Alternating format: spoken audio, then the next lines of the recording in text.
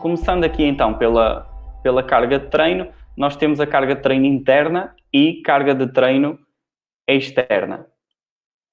A carga de treino externa é o estímulo externo que nós vamos aplicar ao atleta.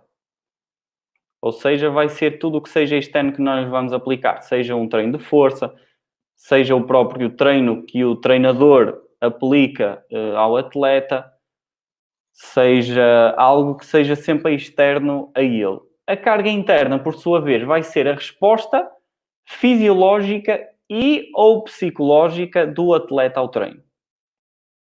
Ok? E algo que nós aqui temos de considerar, que é, nesta monitorização, aumentos iguais ou superiores a 15% na carga de treino também nos aumenta bastante o risco de lesão. Isso vocês podem ver por este gráficozinho aqui ao lado, que quando existe um aumento de 15% na carga de treino, o risco de lesão também sobe de uma forma um pouco exponencial. Daí a ser importante esta monitorização quer da carga de treino externa, quer da carga de treino interna. Sendo que esse controle da carga de treino interna e externa, nós vamos ter que fazer esse controle de forma aguda, ou seja, aquilo que estamos a aplicar no momento, e de forma crónica. E a junção destes dois dá-nos o rácio, que depois nos vai permitir perceber se estamos a ter picos ou não na carga de treino. E definindo bem aqui o que é carga aguda e carga crónica. A carga aguda geralmente é a semana de treino atual e a carga crónica normalmente utilizam as 4 semanas anteriores, sendo que pode ir das 2 até às 4 semanas. E então, a junção desses dois valores é que nos vai dar este rácio, que existe este suposto sweet spot entre os valores de 0.8 e 1.3. Mas este rácio vai ser composto, ou seja, a sua composição vai ter carga interna e carga externa. Uma multiplicada pela outra é que nos vai dar a carga total de treino.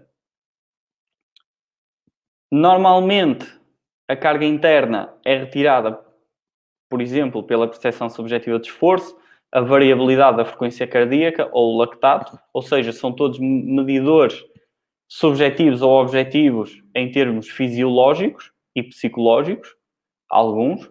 E a carga externa, nós temos, por exemplo, o GPS, em que podemos usar várias variáveis, a duração da sessão ou o volume, que é no caso do treino da força.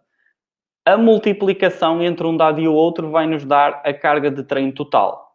Depois, o acumulado da carga crónica, juntamente com a carga aguda e a divisão do agudo pelo crónico, vai nos dar um rácio. Esse rácio é que estará naquele sweet spot ou não.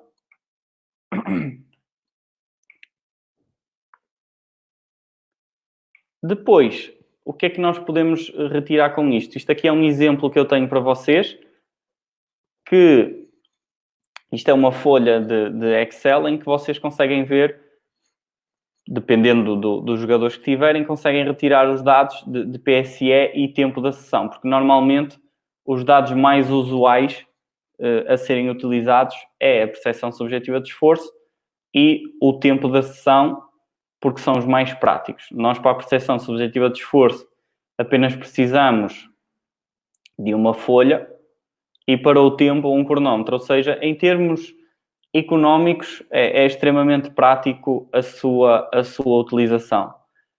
A junção destes dados vai nos dar depois algo deste género. Ou seja, aqui vocês podem ver,